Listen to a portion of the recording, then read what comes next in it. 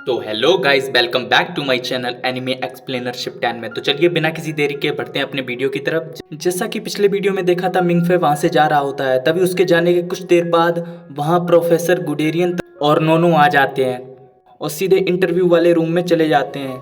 और येशिंग आकी से पूछते हैं कि इंटरव्यू कैसा रहा। तभी वो दोनों कहते हैं प्रोफेसर गुडेरियन कहते हैं अभी बताओ। तभी येशिंग बोलता है वो तो इंटरव्यू के बीच से चला गया, लगता है उसे सवाल पसंद नहीं आए। प्रोफेसर गुडेरियन चिल्लाते हुए बोलते हैं तुमने उसे रोका क्यों नहीं, उसे घुटनों पे गिरकर मनाना चाहिए था। तभी नोनो बोलती है घुटनों पे गिरकर। प्रोफेसर गुडेरियन बोलते हैं सही कहा, अगर जरूरत पड़े तो मैं ये खुद कर लेता। तो अभी उसको वापस यहाँ लाओ। ओ हाँ, फोन, मैं उसके घर कॉल करूंगा।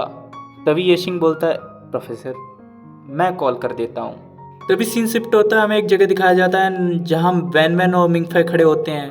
वैन वैन बोल रही होती है कि ग्रेजुएशन से पहले मैं एक पार्टी रखना चाहती हूँ लिटरेचर क्लब के लिए मिनी थिएटर में, तो मैं जाकर तैयारी करूंगी, क्या तुम आओगे? तो मिनी थिएटर में 2 दिन बाद मिलते हैं, ठीक है? ये बोलकर वो जाने लगती है।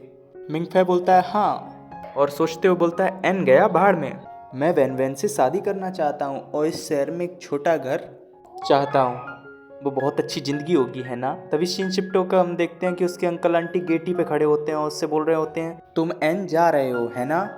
मिंगफे बोलता है हमने सुना तुम इंटरव्यू पास कर गए हो, प्रोफेसर गुडेरियन ने कल सुबह तुम्हें लीजिंग होटल में इनवाइट किया है। मिंगफे बोलता है तभी सीन शिफ्ट हो जाता है। मिंगफे को एक जगह दिखाया जाता है जहाँ सामने खाना रखा हुआ होता है। तभी सामने से एक बंदा भागते हुए आता है, वो कोई और नहीं प्रोफेसर गुडेरियन ही होते हैं। बोलते हैं हेलो, सबका स्वागत है, और मिंगफे की तरफ हाथ मिलाने के लिए बढ़ते हैं। तभी उसके अंकल खड़े हो और प्रोफेसर से हाथ मिलाने की कोशिश करते हैं, पर प्रोफेसर उन्हें फुल इग्नोर करते हुए मिंगफे से हाथ मिलाते हैं और बोलते हैं वेलकम लू मिंगफे, शुक्रिया आने के लिए। तभी अंकल एम्बेरस होते हुए बोलते हैं आपकी शिन लैंग्वेज की स्किल काफ़ी अच्छी है प्रोफेसर, और कहते हुए बैठ जाते हैं। तभी प्रोफेसर बोलते हैं हमें यकीन है एक दिन एशिया दुनिया का सेंटर बनेगा, इसलिए हम शिन पढ़ते हैं। तभी मिंगफे बोलता है तो ये ऐसा स्कूल है जहाँ तुम एशियन कल्चर पढ़ते हो, हैं? तभी आंटी बोलती हैं चलो सीधा मुद्दे पर आते हैं। तभी प्रोफेसर बोलते हैं हाँ, मिंगफे को पढ़ने के लिए सिर्फ $36,000 की स्कॉलरशिप दी जाएगी। तभी आंटी बोलती है हाँ, ये वादा रहा है ना? तभी प्रोफेसर बड़ी शानदार तरीके से बोलते हैं जरूर मिस। तभी आंटी बोलती है मुझे पूरा यकीन है मिंगफे आपके स्कूल के लिए परफेक्ट होगा। तभी अंकल बोलते हैं शुक्रिया प्रोफेसर। तभी मिंगफे बोलता है मुझे क्यों लिया जा रहा है? तभी प्रोफेसर बोलते हैं तुम टैलेंटेड हो, तुम्हारे पास हुनर है, तुम सदियों में एक बार जन्म लेने वाले टैलेंट हो। ये सुनते ही सब लोगों का फ्यूज उड़ जाता है और सब लोग मिंगफे की ओर देखने लगते हैं, यहाँ तक कि कजिन तो उसका हंसने भी लगता है। तभी मिंगफे हंसते हुए बोलता है तो तारीफ करवा के गधों की तरह काम करवाएंगे, ये जरूर दूसरे देश का तरीका होगा। तभी प्रोफेसर बोलते हैं लू मिंगफे को लेने की एक और जरूरी वजह है, तुम्हारे पेरेंट्स स्कूल के सम्माननीय ग्रेजुएट्स हैं। मिंगफे को उसके पेरेंट्स की फोटो दिखाते हुए बोल रहे होते हैं। तभी उसके अंकल बैकग्राउंड में बोलते हैं ओह मुझे तो यकीन नहीं हो रहा। उसके अंकल आंटी इसी तरीके से बातें करते हैं, लेकिन मिंगफे तो एकदम शांत हो चुका था। मिंगफे इतना शांत हो चुका था कि प्रोफेसर 3-4 बार उसे आवाज़ देते हैं, तब जाके वो सुनता है। तभी प्रोफेसर मिंगफे को एक लेटर देते हैं, लेटर देते हुए बोलते हैं ये लो तुम्हारे लिए तुम्हारे पेरेंट्स का लेटर।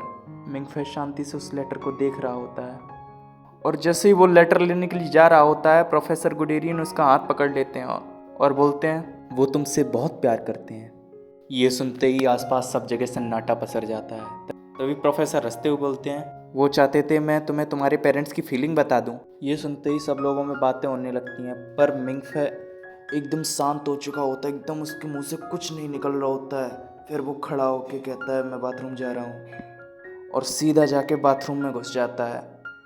उस लेटर की ओर बड़ी गौर से देख रहा होता है। तुम्हारे मॉम डैड तुमसे बहुत प्यार करते हैं। जैसे ही ये सुना ही था मिंगफे बहुत फूट फूट के रोने लगता है।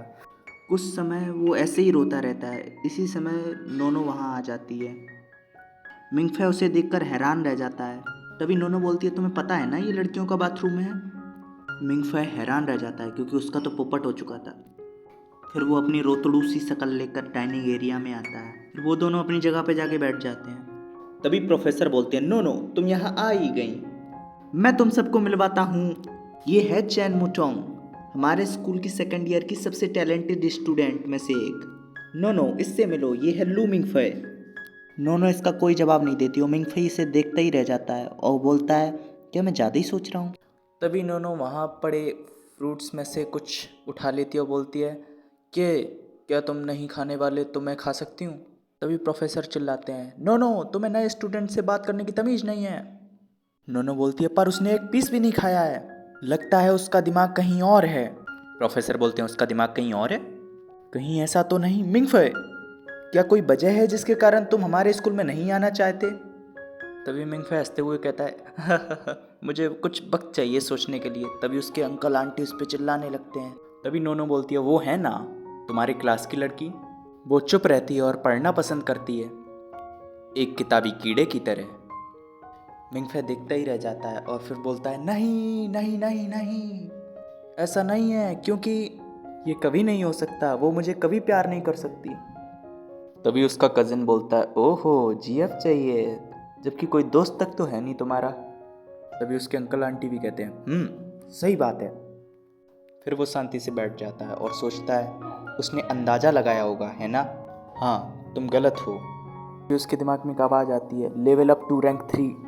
वो शॉक रह जाता है। तभी वो नोनो को ध्यान से देखता है। तभी सीन शिफ्ट हो जाता है, रात हो चुकी होती है। तभी वो बोलता है नोनो वो मेरे बारे में सब जानती है। हाँ वो थी कौन? कैसल कॉलेज, मॉम और डैड। पिछले कुछ दिनों से एक अजीब चीज़ हो रही है, नोनो सब कुछ जानती है, वो सही है। ये बोलते ही मिंगफे फिर अपनी दुनिया में खो जाता है। वैन वैन ये, वैन वैन वो, वैन वैन ऐसे बोलती है, वैन वैन ऐसे बोले तो मेरे को अच्छा लगेगा। तभी पीछे से नोनो आ जाती है, जिसको देखकर वो इतना डर जाता है कि वो डायरेक्ट गिरने वाला होता है। तभी नोनो उसे पकड़ के उसे संभाल लेती है। तभी मिंगफे बोलता है तुम यहाँ क्या कर रही हो? तभी नोनो बोलती है नोरमा मुझे बता सकती है कि तुम कहाँ हो। मिंगफे बोलता है नोरमा? नोनो बोलती है बीच रात में सेल फोन पर प्यार का इजहार करना, साले सिंगल लौंडे। तभी मिंगफे बोलता है अनो हम इतने करीब हैं भी नहीं है ना। तभी नोनो बोलती है तुम्हारे करीब आना भी नहीं चाहती, लेकिन प्रोफेसर ने मुझे कह दिया है कि मैं तुम्हें स्कूल आने के लिए मनाऊं, तो किस बात की दिक्कत है तुम्हें? तभी मिंगफे बोलता है मैं बस सोच रहा हूँ कि अभी क्या करना है। तभी नोनो बोलती है चैन वैन वैन नाम है ना, क्या मैं तुम्हें बताऊं कि वो तुम्हारे बारे में क्या सोचती है? मुझ पर यकीन करो मुझे सब कुछ पता है। तभी मिंगफे शर्माते हुए बोलता हो तो क्या वो?